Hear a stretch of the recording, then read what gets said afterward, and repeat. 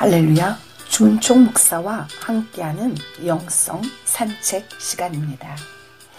오늘은 종려주일입니다. 당신의 인생에도 기쁨으로 예수님을 맞이하는 종려주일이 되시기를 축복합니다. 저희 교회에 기초석을 깔은 세 사람이 있습니다.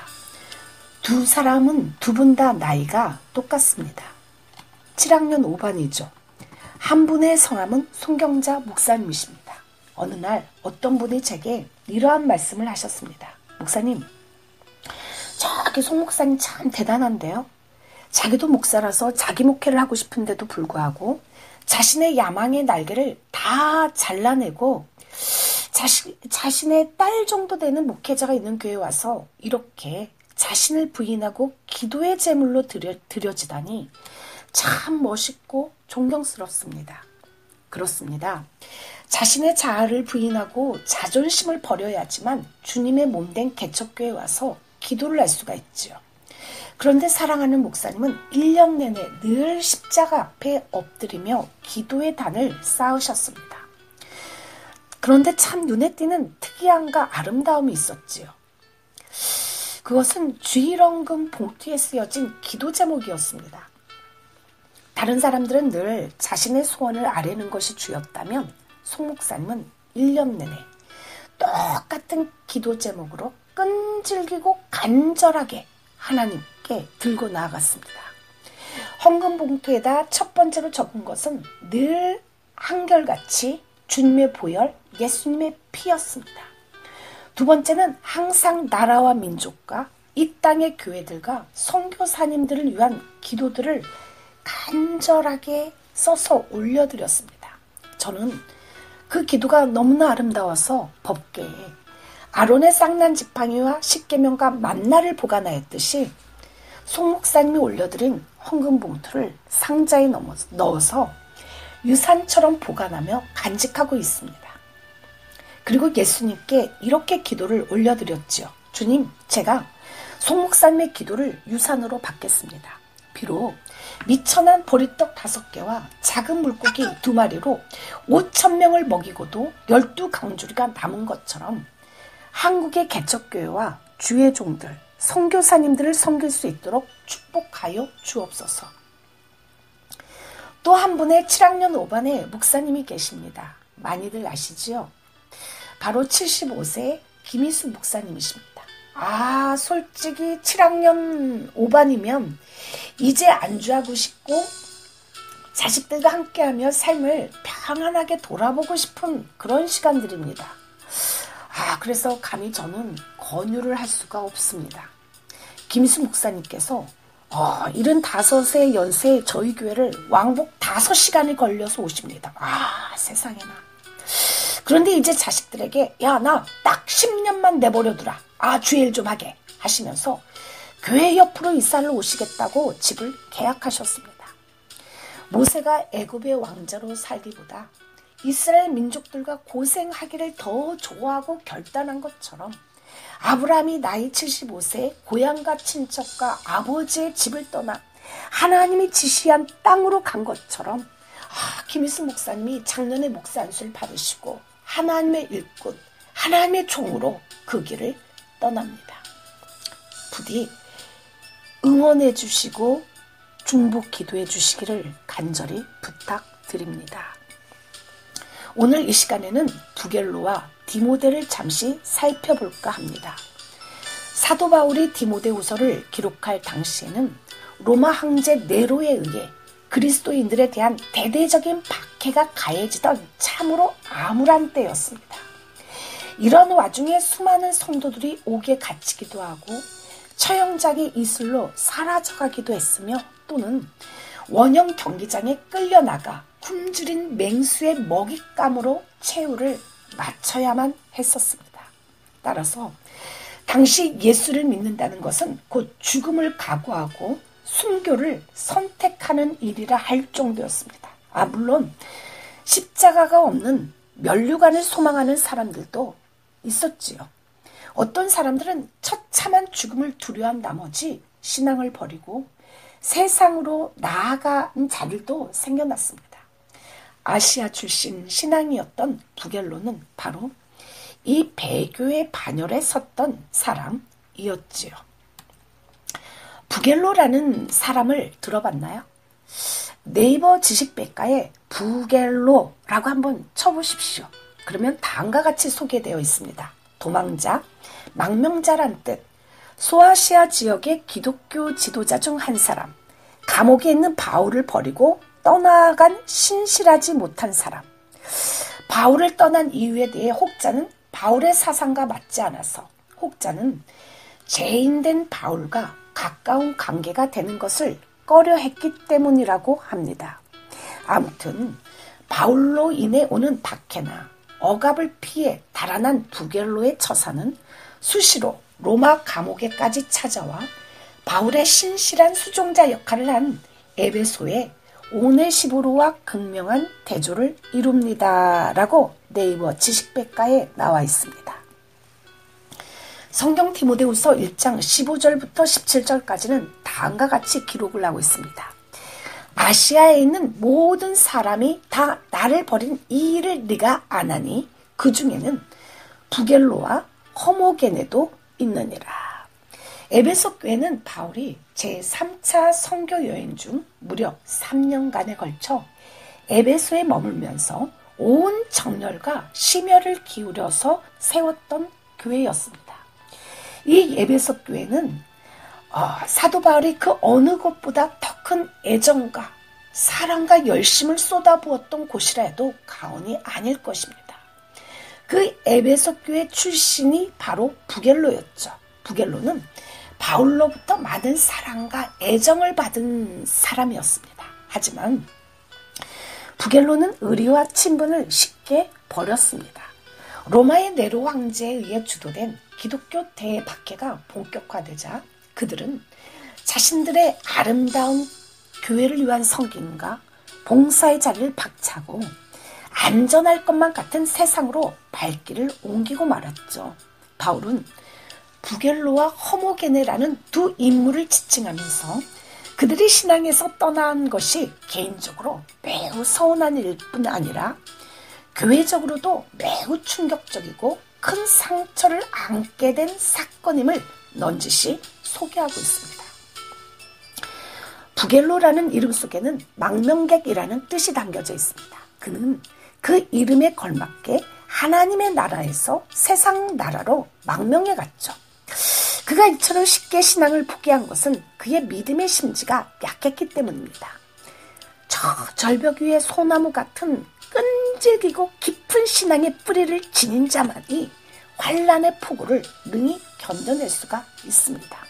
부겔로는 고난이 주는 유익을 몰랐습니다. 그는 참 신앙이 온실 속의 화초 속에서 자라는 것이 아니라 오히려 환란의 심한 바람이 불어대는 거친 들판에서 슉슉 자란다는 사실을 잘 알지 못했던 것입니다. 더욱이 환란의 바람이 심하게 불면 불수록 더욱 하나님과 깊이 교제할 수가 있고 살아계신 하나님을 체험할 수 있다는 신앙의 역설을 정확히 이해하지를 못했던 것이죠. 부겔로는 바울과 함께 다니는 것이 참으로 힘들고 고달팠습니다. 부겔로는 바울 돕기를 중단하고 신속하게 몸을 세상 속으로 감춰버리고 말았죠. 그러나 부겔로와는 대조적으로 오네시보로는 사도 바울을 자주 격려하고 사슬에 매인 것을 부끄러워하지 아니하고 로마에 있을 때 부지런히 사도 바울을 찾아와 만났습니다. 성경 디모데후서 3장 16절과 17절입니다. 원하건대 주께서 오네시보로의 집에 긍휼을 베푸시옵소서. 그가 나를 자주 격려해주고 내가 사슬에 매인 것을 부끄러워하지 아니하고 로마에 있을 때 나를 부지런히 찾아와 만났습니다. 오네시보로를 내부에 치면 이렇게 나옵니다. 유익, 이익, 도움을 가져다 주는 자. 에베소 사람으로 바울의 전도로 개종한 후 에베소에서 바울에게 많은 도움을 주었고 특히 바울이 두 번째씩이나 로마 감옥에 갇혔을 때 그를 자주 찾아가서 격려해주고 바울이 옥에 갇힌 것을 부끄러워하거나 두려워하지 않고 보살펴 주었습니다. 바울은 디모데를 건면하여 오네시브로의 집에 문안하라고 할 정도로 그의 섬김을 귀하게 보았습니다. 마치 이것은 가난한 가부였던 나오미에게 곁에 붙어 있었던 룻이 생각이 나죠. 나오미는 룻에게 줄 수 있는 것이 아무것도 없었어요. 남편과 아들, 물질까지 다 잃어버리고 남아있는 거라곤 오직 신앙, 오직 하나님밖에 없었지요. 나오미는 룻과 오르바에게 그들의 본집으로 돌아가라고 말합니다. 오르바는 작별의 입맞춤을 하고 돌아서서 집을 향해 갑니다. 룻은 가난함과 고생밖에 남아있지 않은 나오미를 홀대하지 않았습니다. 오히려 룻은 떠나지 않을 것이며 죽어서도 서로 헤어지지 않겠다고 말을 합니다. 시어머니를 붙잡고 놀라운 믿음의 고백을 하죠. 어머니께서 죽으시는 곳에서 나도 죽어 거기 묻힐 것이라. 만일 내가 죽는 일 외에 어머니를 떠나면 여호와께서 내게 벌을 내리시고 더 내리시기를 원하나이다. 나오미는 그런 룻을 보며 얼마나 많은 위로와 힘이 되었을까요? 하나님은 그런 룻의 태도에 감동을 받으시고 예수 그리스도의 조상이 되게 하셨습니다. 룻은 나오미와 삶을 함께하면서 나중에 아들을 낳았는데 그 아들이 바로 다윗 왕의 할아버지가 됩니다. 예수님의 피값 주고 세워주신 몸된 교회에 룻과 같은 사람들을 붙여주신 하나님께 진심으로 감사를 올려드립니다. 이 시간에 찬양 하나 올려드립니다. 우리가 함께 걷는 이 길은 보기에 좁고 험하며 찾는 이 매우 적어서 외롭지만 이 길 끝에는 우리 주님이 계셔 우리를 그 품에 안아주시리. 세상 사람들 우리들을 보며 어리석다고 조롱하지만 이 길을 가는 자마다 영원히 주와 함께 살리라. 이 찬양 하나님 앞에 올려드립니다.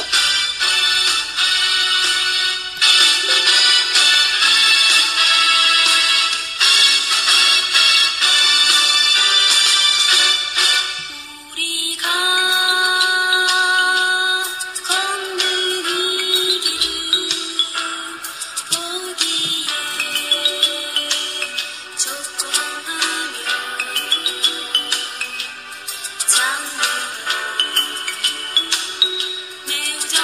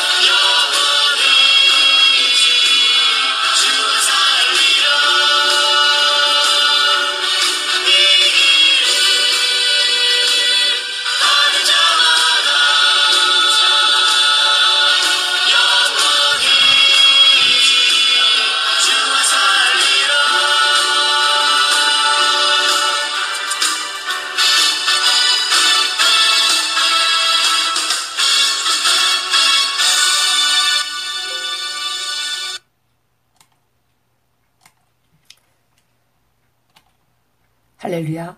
황제 네로는 자신의 실화로 로마시 절반 이상이 불에 타 잿더미가 된 대화재 후 기독교인에게 방화죄를 뒤집어 씌워 닥치는 대로 체포, 구금, 사륙했습니다. 콜로세움 원형 경기장에 넣어서 굶주린 사자의 먹이가 되게 했고 십자가에 매달고 기름을 발라서 몸에 불을 붙여서 야간 경기장을 비추는 횃불로 사용하기도 했습니다. 디모데후서는 바울의 마지막 서신이며 믿음의 아들이었던 디모데에게 보낸 유서입니다. 로마의 2차 투옥 사건으로 참담한 감옥 생활을 하던 바울이 뼛속까지 스며드는 반지하, 감옥의 습기와 냉기에 떨며 마지막 처형을 기다릴 때 쓴 편지이죠. 감옥 밖에서 옥바라지 하던 제자들마저 하나둘씩 다 떠나가고 아무도 없으니 바울은 얼마나 외롭고 추웠을까요? 마지막으로 디모데를 한 번만 보고 싶어 속히 오라고 했습니다. 산다는 것은 사건의 연속입니다. 갈수록 태산이죠. 비시디의 안디옥에서 사도 바울의 설교를 들은 많은 사람들이 예수님께 돌아오니까 유대인들이 돈 있는 부인들과 그 도시 지도자들을 충동하여 바울과 바나바를 몹시 핍박을 받아 위험에 처하게 되고 그 도시에서 쫓겨났습니다. 유대인들이 비시디의 안디옥과 이고니온에서 루스드라까지 추격해 시민들과 합세해서 바울을 돌로 쳤죠. 돌을 맞은 바울이 정신을 잃자 죽은 줄 알고 성 밖으로 끌어냈습니다. 사도행전 14장 19절입니다. 유대인들이 안디옥과 이고니온에 와서 무리를 충동하니 그들이 돌로 바울을 쳐서 죽은 줄로 알고 시외로 끌어내치니라. 바울은 신라를 데리고 1차 전도 여행 때 마지막으로 들렸던 더베와 루스드라에 이르렀습니다. 그곳은 바울이 돌에 맞아 버림을 받았던 곳이기도 합니다. 그곳은 인간적으로 다시 가고 싶지 않은 곳이죠. 그러나 영혼의 생명을 유지하기 위해서는 기도가 필요하고 내 뜻보다는 하나님의 뜻을 구하여야 됩니다. 기도를 대충 하다가 이뤘으면 내 말만 하고 하나님의 말씀을 들을 수가 없기 때문에 확신이 없습니다. 영혼이 공고하고 힘이 없죠.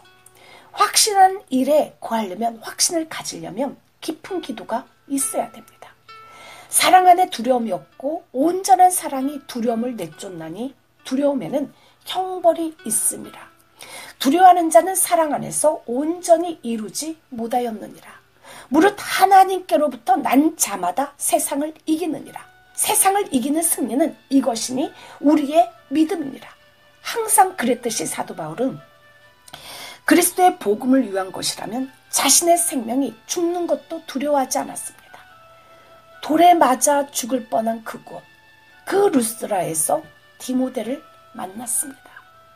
사도행전 18장 9절과 10절입니다. 밤에 주께서 환상 가운데 바울에게 말씀하시되 두려워하지 말며 침묵하지 말고 말하라. 내가 너와 함께 있음에 어떤 사람도 너를 대적하여 해롭게 할 자가 없을 것이니 이는 이 성중에 내 백성이 많음이라 하시더라. 우리들에게 신앙을 시들게 하는 것들이 있습니다. 그것은 첫째로 냉랭한 마음입니다. 차지도 덥지도 아니하며 미지근하면 주님께서 토하여 버린다고 하였습니다. 둘째는 게으름입니다. 게으른 사람은 아무 소용이 없습니다. 그래서 성경은 게으른 자는 먹지도 말라고 했습니다. 세 번째는 무관심입니다. 이 세상 일에는 물불을 가리지 않고 열심을 내면서 진작 하늘나라의 하나님의 일에는 냉랭합니다. 그래서 예수를 안 믿는 사람을 보아도 전도하지 않고 가난한 사람을 보아도 돕지 않습니다. 많은 사람들이 마음이 혼란하고 쉽게 좌절되어 무가치하며 혼돈된 삶을 살고 있죠. 이들은 자신들이 처한 현실을 잊기 위해서 중독에 몰입되는 듯 문란한 생활을 영위합니다. 현실을 망각하려고 하죠. 그들은 너무나 주관적이며 이기적으로 진리를 파악하고 자신의 안일과 쾌락을 추구하면서 예수를 믿으려고 합니다. 그러나 영적 생명을 유지하려면 성경에 충실하고 기도 생활이 있어야 합니다. 아울러 성령이 항상 함께하는 생활을 통하여 신앙을 굳건히 지키고 하늘나라에 이를 때까지 믿음을 지켜야 합니다. 야곱은 자신의 미래를 놓고 약복 강가에서 환도뼈가 부러지도록 기도를 하였죠. 그리하여 그는 자신의 미래를 하나님께 보장받았습니다. 히스기야처럼 자신의 생명 연장을 위한 기도에 몸부림을 한 사람도 있습니다. 민족을 구하고자 하는 다니엘의 모습도 잊지 못할 것입니다.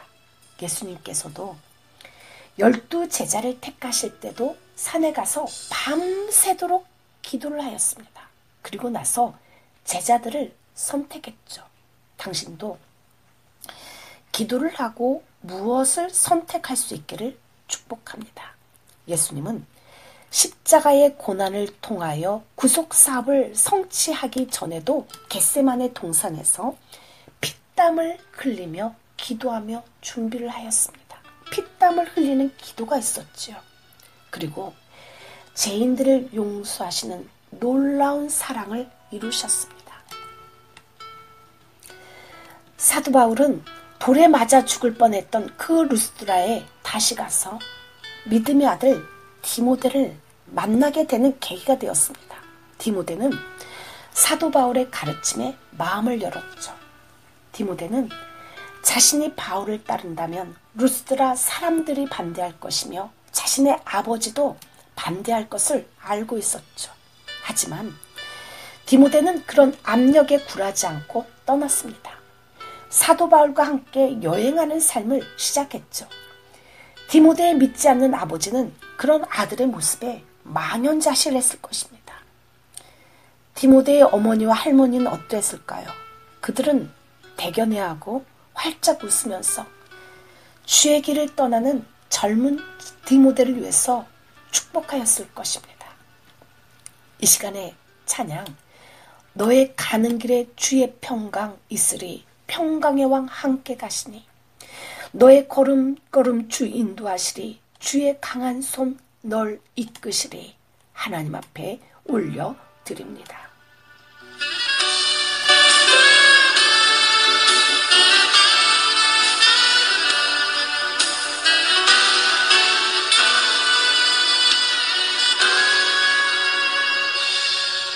너의 가는 길에 주의 평강 있으리, 평강의 왕 함께 가시리, 너의 걸음걸음 주 인도하시리, 주의 강한 손 널 이끄시리, 너의 가는 길에 주의 축복 있으리, 영광의 주 함께 가시리, 내가 밟는 모든 땅 주님 다스리리, 너는 주의 길 예비케 되리,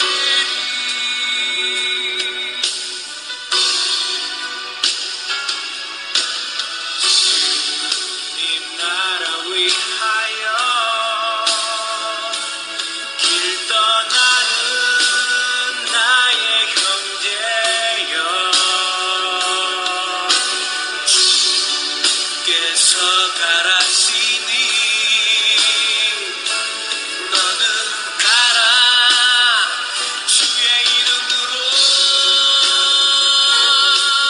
거치는 광야 위에 꽃은 피어나고, 세상은 내 안에서 주님의 영광 보리라, 하나로 판매하라,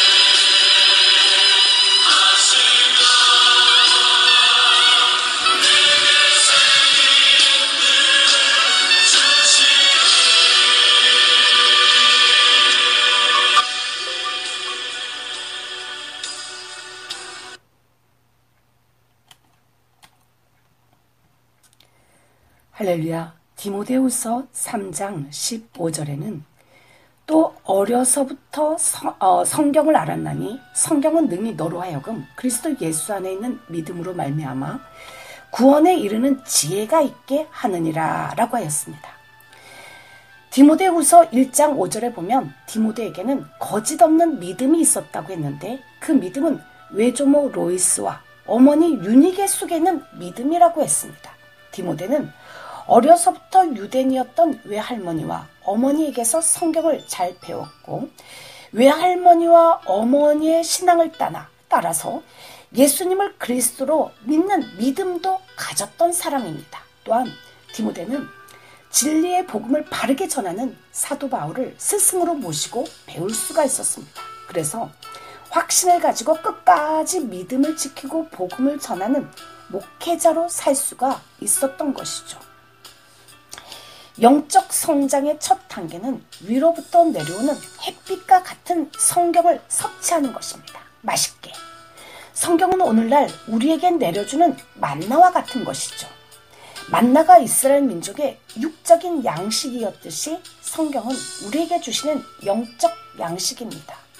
그리스도 예수 안에 있는 믿음으로 말미암아라고 했습니다. 지혜는 하나님께서 주시는 것이죠. 하나님께서 성령님을 통하여 우리에게 주시는 특별한 선물입니다. 그 선물을 받은 사람은 특별한 지식이 없어도 구원에 이르는 지혜를 가질 수가 있습니다. 서두에 우리 교회를 이루어가는 데 있어서 7학년 5반에 두 목사님과 또 한 사람이 있다고 했죠. 고등학생인 우재가 있습니다.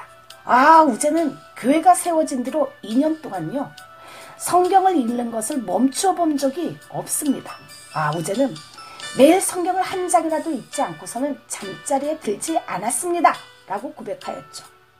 우리가 세상 사람들 보기에는 보잘것없는 사람일 수도 있습니다. 너 같은 것들이 가져봐야 뭘 가질 수 있겠냐. 비웃을 수도 있죠. 초라해 보이기도 합니다. 아무것도 할 수 없는 연약한 사람으로 보일 수도 있죠. 그러나 성경에는 많은 힘과 위안, 삶의 소망이 있습니다. 세상의 모든 지식으로 알 수 없는 영안, 지혜를 가질 수 있는 힘이 있죠. 뿐만 아니라 세상의 모든 죄를 이기고 사망을 이기고 지옥의 형벌에서 벗어날 뿐 아니라 영원한 천국에서 영원한 생명을 가질 수 있는 엄청난 능력이 우리에게 있습니다. 성경은 능히 너로 하여금 그리스도 예수 안에 있는 믿음으로 말미암아 구원에 이르는 지혜가 있게 하느니라. 아멘, 할렐루야. 디모데는 약 14년에 걸쳐서 자신의 벗인 사도 바울과 함께 일하면서 아주 많은 시간을 함께 보냈습니다. 그는 바울이 겪은 그 수많은 위험을 같이 당했고 많은 기쁨, 영혼을 살리는 그 희열도 함께 했죠. 한때 디모데는 이 믿음 때문에 교도소까지 갔습니다. 툭 뺐죠. 또한 바울과 마찬가지로 그리스도인들을 위해 생명을 아끼지 아니하고 사랑하였습니다. 그래서 바울은 그에게 나는 그대의 눈물을 기억한다 라고 썼습니다. 마침내 바울은 인생의 끝이 가까웠다는 것을 느꼈습니다. 이제는 처형되어 생을 마감할 때가 눈앞에 다가왔죠. 그는 성령의 영감을 기록한 마지막 편지를 디모데에게 보냈습니다. 그 편지에는 가슴 뭉클한 이런 말이 들어있었습니다. 디모데후서 4장 9절입니다. 나에게 속히 오기 위해 최선을 다하십시오. 바울은 디모데를 무척 사랑했으며 그를 주 안에서 사랑하는 나의 충실한 아들이라고 불렀습니다. 오늘은 종료주일입니다. 예수님이 예루살렘 성에 입성하는 날이죠.